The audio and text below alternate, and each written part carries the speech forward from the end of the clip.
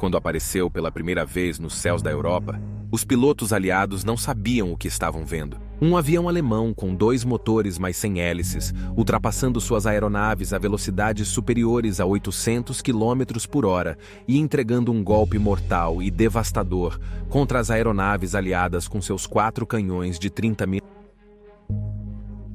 O Messerschmitt Mi-262 foi o primeiro jato de combate operacional do mundo, entrando em combate em 26 de julho de 1944 e trazendo consigo o amanhecer de uma nova era de combate aéreo, a Era do Jato. Só podemos imaginar que tipo de impacto a aeronave poderia ter tido na guerra como um todo se Hitler não tivesse interferido diretamente no projeto, atrasando-o consideravelmente. Com sua fuselagem semelhante à de um tubarão e o rugido ensurdecedor de seus motores gêmeos, o Mi-262 deixou uma impressão aterrorizante nos pilotos aliados que o encontraram e cujas próprias aeronaves, movidas a hélice, lutavam para chegar perto de sua velocidade máxima de 900 km por hora. Os alemães logo apelidaram sua nova arma maravilhosa de Stormbird.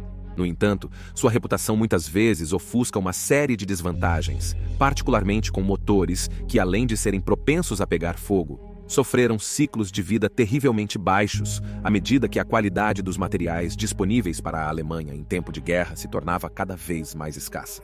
Os pilotos aliados também desenvolveram táticas voltadas especificamente para combater o caça a jato. Mas mesmo assim, quando estava no ar e nas mãos de alguns dos pilotos mais experientes da Luftwaffe, era um supercaça quase imparável. Uma parte frequentemente negligenciada da história da aeronave é que, como muitas armas da Segunda Guerra Mundial, a vida do Stormbird não terminou com a morte de Hitler e a rendição da Alemanha nazista em 7 de maio de 1945. No episódio de hoje, vamos olhar para a vida do Mi-262 no período pós-guerra, e como ele impactou os aliados vitoriosos à medida que se voltavam uns contra os outros nos primeiros dias da Guerra Fria. Bem-vindo às Guerras do Mundo.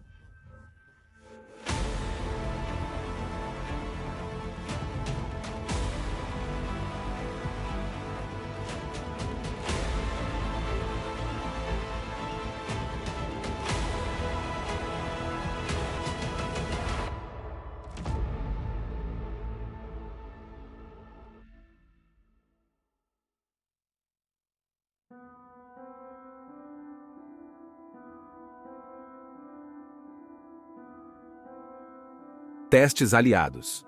À medida que a guerra chegava à própria Alemanha nazista, em 1945 os aliados de ambos os lados, leste e oeste, já olhavam um para o outro com suspeita sobre suas intenções nos anos pós-guerra que estavam por vir.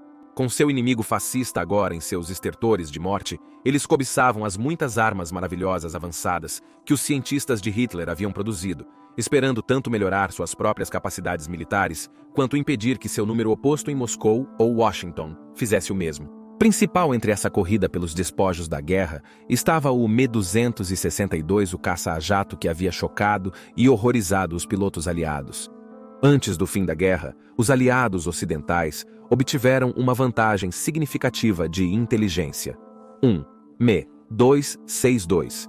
A1 totalmente montado e operacional foi entregue a eles quando o piloto de testes da Messerschmitt, Hans Fey, desertou para os aliados pousando seu avião em Frankfurt, sob controle aliado, em 31 de março de 1945. Fey pretendia desertar mais cedo, mas o medo de represálias contra seus pais, se ele fizesse isso, o manteve na linha. E foi apenas quando soube que sua cidade agora estava nas mãos dos aliados que ele se sentiu confiante o suficiente para seguir em frente sem risco para eles.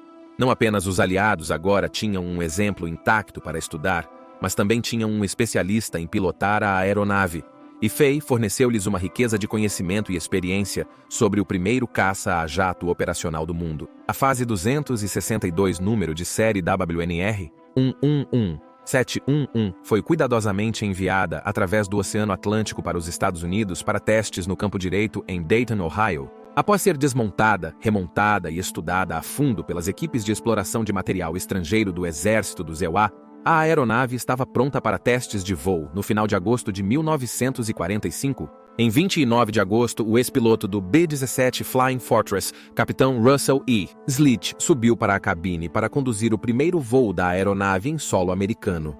Quase imediatamente após deixar o solo, Slitch percebeu que algo estava errado, pois a aeronave parecia inerentemente instável, e apenas sua habilidade suprema conseguiu evitar um acidente. No entanto, ele conseguiu completar o primeiro voo com segurança e sem incidentes, e após o pouso, a causa da instabilidade foi rastreada até o fato de que as armas da aeronave não haviam sido instaladas, nem foram colocados quaisquer lastros para compensar as 520 libras que faltavam no nariz da aeronave, com as quais ela foi projetada para voar. A aeronave foi acompanhada por outros Me-262S capturados e enviados à OS-EOA para análise na Operação de Inteligência LUST, abreviação para Tecnologia Secreta da Luftwaffe. Quando as forças americanas invadiram Lackfeld, uma importante base Me-262, descobriram vários exemplos intactos, e 3 foram designados para transferência para os EUA. Em outros lugares, a RAF também entrou na posse de um número de Me-262S intactos,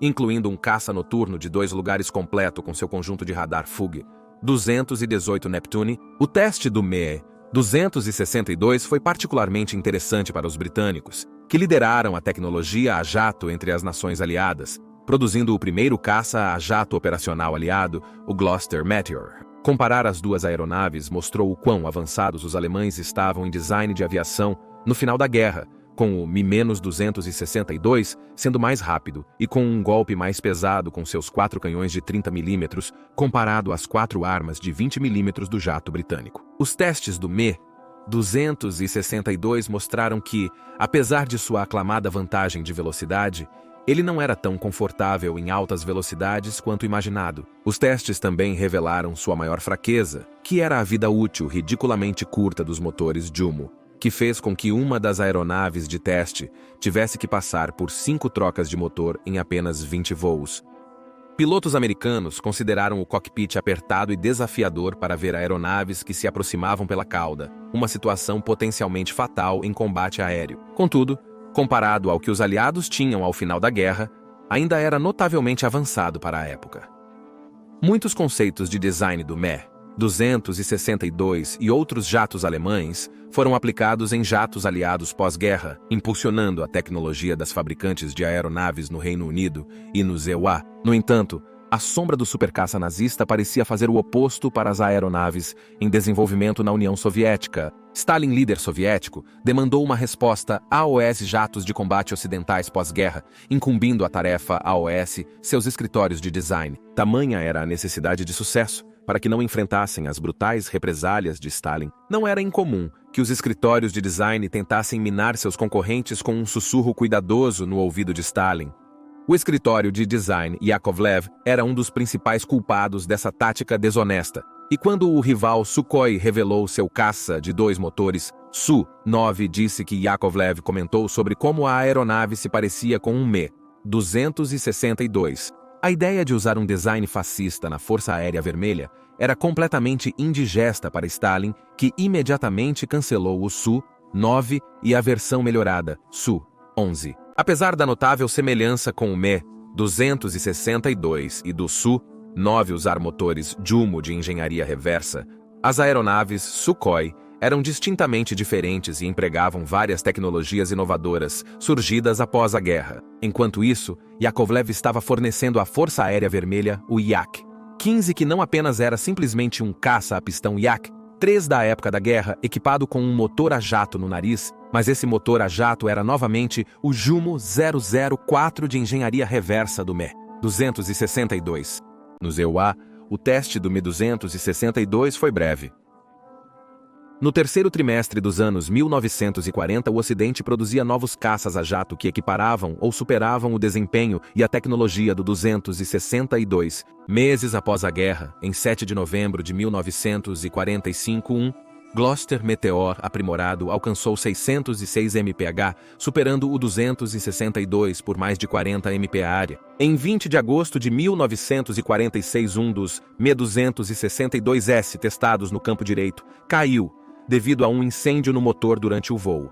Felizmente, o piloto de teste, primeiro-tenente Walter J., sobreviveu. Macaulay Jr. conseguiu ejetar em segurança antes de atingir o solo. Com outros 262S retornando de voos com um motor falhado, decidiu-se que não valia mais a pena arriscar a vida dos pilotos para continuar o programa.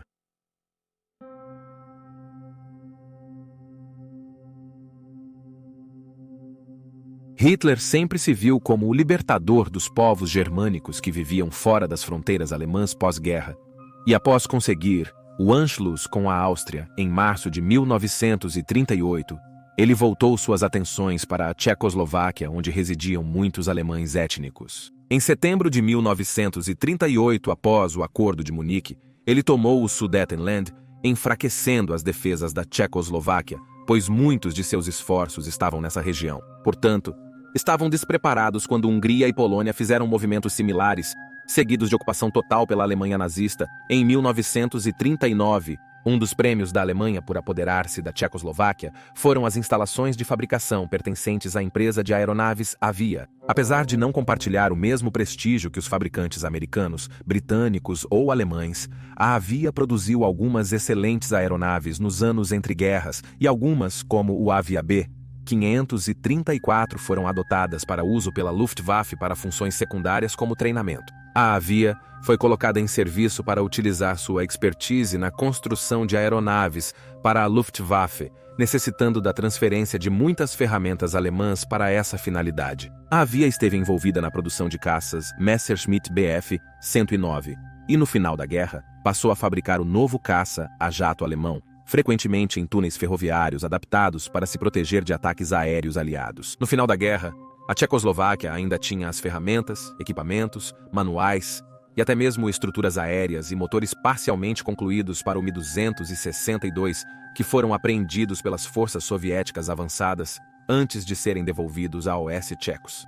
Precisando reconstruir rapidamente suas forças armadas, o governo tchecoslovaco decidiu utilizar as ferramentas proporcionadas por seus antigos ocupantes para construir projetos alemães para a reestabelecida Força Aérea Tcheca. Portanto, a Avia decidiu fazer uma jogada um tanto ambiciosa e começar a construir Mi-262S por conta própria. O trabalho começou no final de 1945, no que foi efetivamente o primeiro caça-jato da Tchecoslováquia, baseado na variante Mi-26 2A1A. Para se livrar do estigma de suas origens fascistas, a Avia redesignou a aeronave como Avia S-92, turbina, e em 27 de agosto de 1946, o primeiro voo de teste foi realizado pelo piloto-chefe da Avia Antônio Kraus. Esta primeira aeronave teria uma vida útil curta, caindo menos de um mês depois, mas isso não diminuiria o entusiasmo da Avia pelo projeto, que agora estava bem encaminhada para construir mais exemplos. Estes incluíam 3 variantes de treinador de 2 lugares que receberam a designação CS-92 turbina e que voariam pela primeira vez em 10 de dezembro de 1946. O motor Junkers Jumo 004 também recebeu uma nova designação, tornando-se o M4. O M4, em comparação ao seu antecessor de guerra, era um motor muito melhor, dado que várias limitações de guerra em peças estratégicas foram removidas, melhorando sua qualidade. Enquanto a Luftwaffe relatava que esses motores tinham uma vida útil de cerca de 30 horas, os pilotos tchecoslovacos relataram que seus motores poderiam durar o dobro desse tempo com manutenção cuidadosa e uso pelos pilotos. Um único S-92 foi testado com um par de turbojatos BMW 003. No entanto, apesar do empuxo extra, essa instalação se mostrou mal sucedida, e todos os S-92 operacionais mantiveram seus motores M4. Os primeiros S-92 foram entregues à Força Aérea Tcheca em 1946 para treinamento de pilotos e equipes na operação da aeronave. Em termos de desempenho, o S-92 era tão capaz quanto seu antecessor de guerra, capaz de atingir 560 milhas por hora em voo nivelado, além de manter seu devastador conjunto de 4 canhões de 30 mm montados no nariz. No entanto, quando a Força Aérea Tcheca estava pronta para formar seu primeiro esquadrão de jatos operacionais, do tipo em 1950, tais números de desempenho ficaram atrás dos designs mais recentes, como o North American F-86 Sabre, que fez o S-92 parecer quase idoso em comparação. Com a Tchecoslováquia na esfera comunista, tiveram acesso a caças a jatos soviéticos avançados, tornando a carreira do S-92 breve e decepcionante.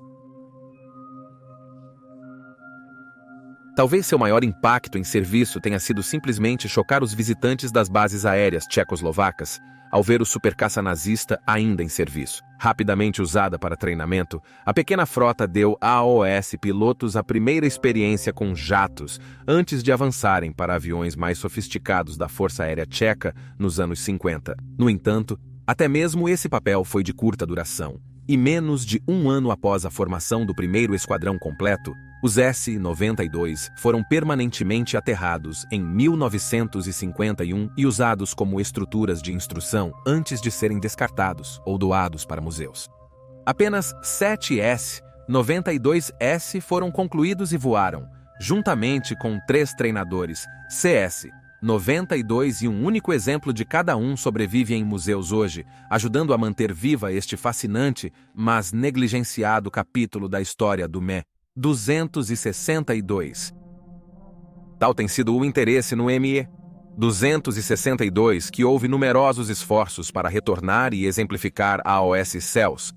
Para se juntar à cena de Warbird nos anos 1990 e início dos anos 2000, foi uma tarefa muito difícil devido ao limitado número de estruturas disponíveis para restauração, comparado a aeronaves como o muito mais comum BF-109, problemas operacionais dos motores. Jumo 004 restringiram essas ambições, indicando que se um Me-262 fosse voar novamente, comprometeria a autenticidade total. O projeto Me-262, iniciado por uma empresa americana fundada em 1993, visa construir réplicas do Me-262 com componentes atuais, destacando-se a instalação de modernos motores turbojato, General Electric CJ610. A empresa, sediada no Paine Field, próximo a Seattle, Washington, produziu 5 aeronaves em configurações de 1 e 2 assentos, algumas sendo intercambiáveis. A primeira, uma réplica Me-262B de 2 assentos com a devida matrícula americana N-262AZ, voou pela primeira vez em 20 de dezembro de 2002. Poucos negariam que estas são algumas das aeronaves mais únicas do mundo e têm fascinado entusiastas da história em todo o mundo, pois oferecem um vislumbre do passado e de como essas incríveis aeronaves devem ter parecido em voo durante aqueles dias sombrios da Segunda Guerra Mundial. Toda a história do Me-262 serve como um testemunho do que a humanidade é capaz, mesmo a serviço das mentes mais sombrias, pois enquanto olhamos para trás com admiração desta incrível peça de tecnologia e da era que ela inaugurou, nunca devemos esquecer que ela surgiu para impulsionar a causa do fascismo e aumentar o poder de alguns dos homens mais malignos. E aí você tem a história pós-guerra do Me-262, por favor, deixe um comentário abaixo com seus próprios pensamentos e reações. E lembre-se de curtir este vídeo e se inscrever para apoiar o canal. Obrigado por assistir, e nos vemos na próxima vez.